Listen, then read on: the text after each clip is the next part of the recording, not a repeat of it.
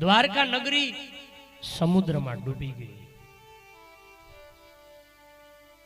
ભગવાને ત્યાગ કરતા શીખડાવ્યું કે ભલે હોનાની દ્વારિકા હોય, હોનાના બંગલા હોય, પણ સમય આવે ક્ષણવારમાં છોડી દેવું જોઈએ.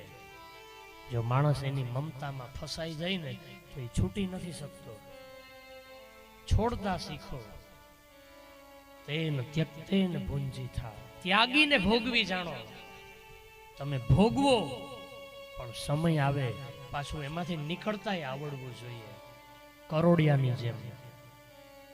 કરોડિયો ઝાડ બાંધે પણ એ ઝાડમાં ફસાતો નથી, અને રેશમનો કીડોય પોતાની લાળમાંથી ઝાડ બાંધે પણ રેશમનો કીડો ફસાઈ જાય છે.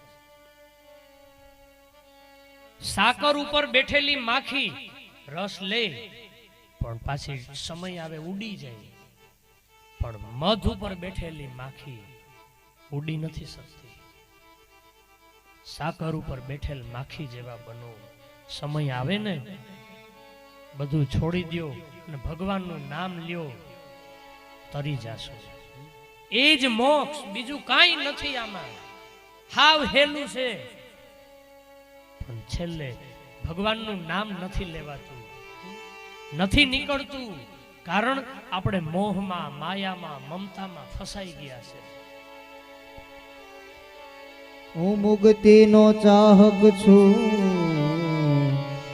મને બંધન નથી ગમતા, બંધન નથી ગમતા. કોઈ આપણને હોનાની હાકરે બાંધી દે પણ આખર તો બંધનની બંધન જ છે. હું મુક્તિનો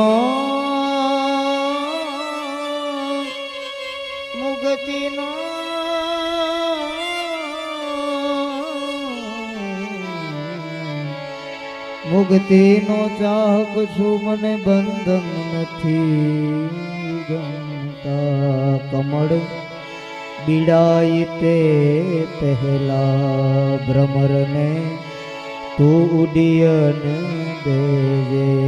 કમળ બીડાય તે પહેલા ભ્રમરને તું ઉડિયન. કમળ બીડાઈ જાય એ પેલા ઉડી જાજો, નીકળી જાજો એમાંથી.